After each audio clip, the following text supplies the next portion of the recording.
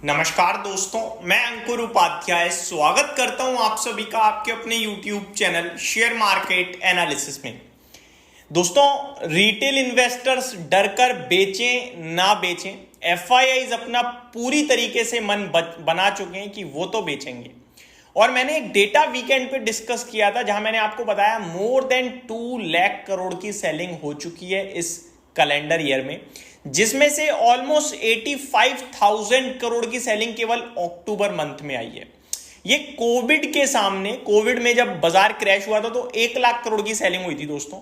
जितनी पूरे Covid crash में सेलिंग करी एफआईआईज ने उतनी केवल अक्टूबर मंथ में कर चुके हैं, लेकिन उसके बावजूद बाजार को उतनी बुरी तरीके से नहीं तोड़ पाए। स्टॉक्स लेवल पे टूटा है बाजार, बट फिर भी कोविड जितना तो नहीं टूटा है। इसके पीछे सबसे बड़ा रीजन है दोस्तों डीआईआईज। कुछ इन्वेस्टर्स स्टिल डीआईआईज यानी म्यूचुअल फंड्स पे फुल ट्रस्ट कर रहे हैं, अपनी एसआईपी कंटिन्यू कर रहे हैं और एडिशनल बढ़ा रहे हैं। और मैं भी आपसे यही रिक्वेस्ट करना चाहूंगा, अगर आपकी एसआईपी है तो इस खराब समय में आप एसआईपी रोकने के बारे में ना सोचें, उसे जरूर कंटिन्यू कीजिएगा। और हो सके तो जो आपकी नॉर्मल एसआईपी है उसमें थोड़ा बहुत और एडिशनल पैसा लगाइएगा। बट यहां पे सवाल ये नहीं है कि एफआईआईज बेच रहे हैं, डीआईआईज खरीद रहे हैं, म्यूचुअल फंड में पैसा लगाना है। यहां पे आपके साथ में जो डेटा डिस्कस करने जा रहा हूं वो ये है कि एफआईआईज को ऐसा क्या दिख रहा है, क्यों वो इतनी बुरी तरीके से सेलिंग कर रहे हैं, और क्या हमें भी अपना पूरा माल बेचकर निकल जाना चाहिए। देखो, जब तक एफआईआईज सेलिंग कर रहे हैं तब तक चलेगा, जब तक एफआईआईज बेच रहे हैं चलेगा, लेकिन रिटेलर अगर बेचने पे आ गया तो नहीं चल पाएगा भाई, क्योंकि फिर डबल सेलिंग हो जाएगी। दोस्तों, अभी तक जो एब्जॉर्ब किया जा रहा है ना माल, वो डीआईआईज के और रिटेल के द्वारा किया जा रहा था। अब रिटेल खरीद तो रहा नहीं है, वो भी बीच बीच में किसी किसी दिन सेलिंग जरूर कर देता है। और जिस दिन रिटेल सेलिंग करता है उस दिन बाजार में भयंकर गिरावट होती है, पैनिक टाइप बनेगा। मैं आपको क्लियर बता रहा हूं रीजन। आपने इससे पहले 2-3 बार क्रैश देखा है। रशिया यूक्रेन जब हुआ था तो 2 दिन गिरा था बाजार। जब इलेक्शंस के नतीजे आ रहे थे उस दिन भी बाजार टूटा एक दिन। उससे पहले भी थोड़ा बहुत टूटा था जब 18,000 से 15,000 गया, लेकिन कभी दिक्कत नहीं आई बाजार में, क्योंकि रिटेलर्स कंटिन्यू खरीद रहे थे। उन्हें दिख रहा था कि बाइंग है, बाइंग मौका है, अपॉर्चुनिटी है, डिप अपॉर्चुनिटी। लेकिन इस बार रिटेल इन्वेस्टर परेशानी में है, और रिटेल इन्वेस्टर्स का बहुत भारी पैसा लगा हुआ है ट्रस्ट में, बहुत भारी पैसा, इतना कि आप सोच नहीं सकते। क्योंकि मैं हमेशा कहता हूं भारत में बहुत बड़ी पॉपुलेशन है दोस्तों, और बहुत छोटी जनता भी बाजार में है, ये बहुत बढ़ेगी।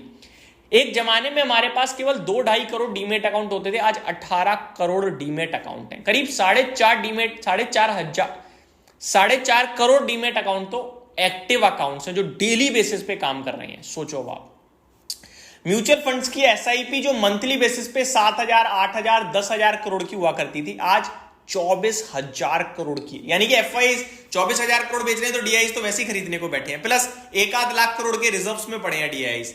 ठीक है, तो वो सब एब्जॉर्ब डीआईआईज जो है वो एफआईआईज का कर सकते हैं, लेकिन रिटेल का नहीं, क्योंकि रिटेल का ही पैसा है डीआईआईज पे। समझ रहे हो? अगर डीआईआईज रिटेल बेचेगा तो डीआईआईज पे भी पैसा नहीं पहुंचेगा। तो सारा खेल इस समय रिटेल के हाथ में है।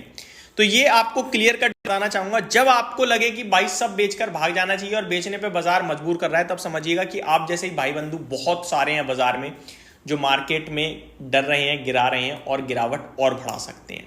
जब तक एफआईआईज बेच रहे हैं चलेगा। आज भी एफआईआईज ने दोस्तों बड़ी सेलिंग कर दी है, लेकिन क्या बाजार टूटा? थोड़ा बहुत ऊपर से गिर गया, लेकिन स्मॉल कैप मिड कैप तो ऊपर ही थे।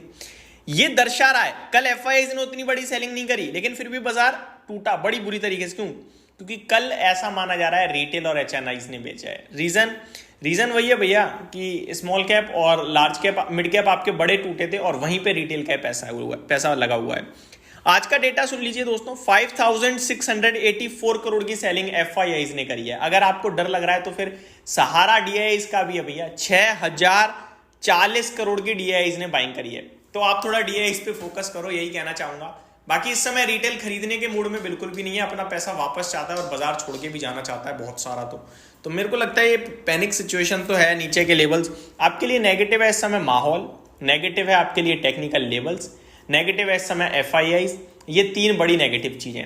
अब कुछ पॉजिटिव है जो हमारे लिए नेगेटिव है। चाइना का बढ़ता बाजार, अमेरिका की ग्रोथ और तेज होते हुए दिख रही है, जो हमारे लिए नेगेटिव है, क्योंकि फिर वो पैसा भारत से निकल के और देशों में जाएगा, तो ये भी हमारे लिए लिक्विडिटी का दिक्कत आएगी। तो ये सारी चीजें हमारे लिए नेगेटिव हो रही हैं। अब आता है भैया कल का सवाल कि कल बाजार में तेजी या मंदी।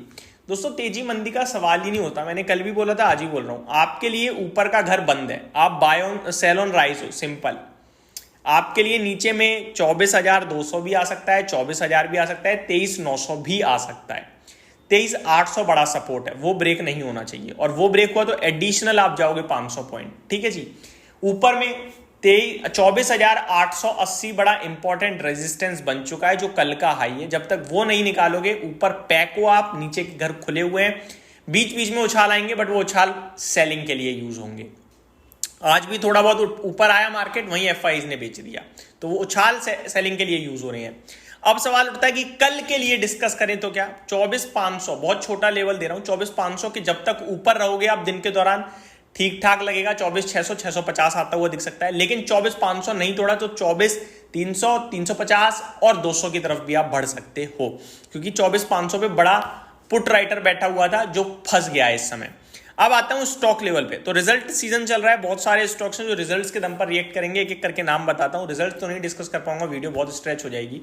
नवीन fluorine, Piramal pharma, AU small finance bank, Sagar cement, Fino payments bank, Birla corp, Pidilite industries. Pidilite industries के नंबर अच्छे लग रहे हैं दोस्तों, पहली आंकड़ा बहुत अच्छा लग रहा है। रेवेन्यू खराब है, बाकी नेट प्रॉफिट और मार्जिन बहुत अच्छा आया है, यहां तक कि कामकाजी मुनाफा भी अच्छा है, बट रेवेन्यू खराब है, बाकी बहुत अच्छा हुआ है। IIFL फाइनेंस, REC लिमिटेड 26 तारीख को अपने नंबर पेश करेगा, इसके नंबर नहीं है। नोवोको विस्तास के भी खराब नंबर हैं, वही सीमेंट तो खराब कर ही रहा है। जैक्सन पाल फार्मा, इसके नंबर भी दमदार दिख रहे हैं दोस्तों, जैक्सन पाल फार्मा के बहुत अच्छे नंबर लग रहे हैं। जॉनसन कंट्रोल्स के भी रिजल्ट्स आते हुए दिख रहे हैं। इसके लॉस पेश करा है, but loss year on year base पे ठीक है, क्वार्टर ऑन क्वार्टर खराब है। रतन इंडिया पावर के रिजल्ट्स आते हुए दिखे हैं। बी सॉफ्ट, ये इंटरेस्टिंग स्टॉक है, इसको मैं बता देता हूं, नंबर्स थोड़े वीक साइड पे लग रहे हैं दोस्तों। बी सॉफ्ट के नंबर खराब लग रहे हैं थोड़े से। 2.5 रुपए का डिविडेंड दिया है। केयर रेटिंग 7 रुपए का डिविडेंड दिया है, नंबर बड़े तंगड़े लग रहे हैं। थायरो केयर के रिजल्ट्स आए हैं। TRF, VIP industries, Bajaj holdings, ये सारे स्टॉक्स के नंबर्स आते हुए दिख रहे हैं। सोना कॉमस्टर, मेट्रो ब्रांड, फेड फिना बैंक, हिंदुस्तान यूनिलीवर, बड़ा नाम है, नंबर्स डिस्कस कर देता हूं। रेवेन्यू आपका क्वार्टर ऑन क्वार्टर हल्का सा घटा है and year on year basis हल्का बढ़ा है। मार्जिन एस्टीमेट को बीट किया है, बढ़िया। कामकाजी मुनाफे में अनुमान से पीछे रह गया है, खराब। और 29 रुपए का कंपनी ने डिविडेंड दिया है, तो ये अच्छा है। नेट बहुत सारी कमेंट्री भी है दोस्तों, कमेंट्री भी पढ़नी होगी। प्रॉफिट अनुमान से थोड़ा कम रह गया है, तो ये नंबर है थोड़े से वीक साइड पे बोलूंगा, बट देखते हैं कैसा रिएक्ट करता है। तो ये सारे स्टॉक्स हैं जो कल एक्शन में रहेंगे रिजल्ट्स के दम पर। Thank you so much for watching this video, have a great day guys.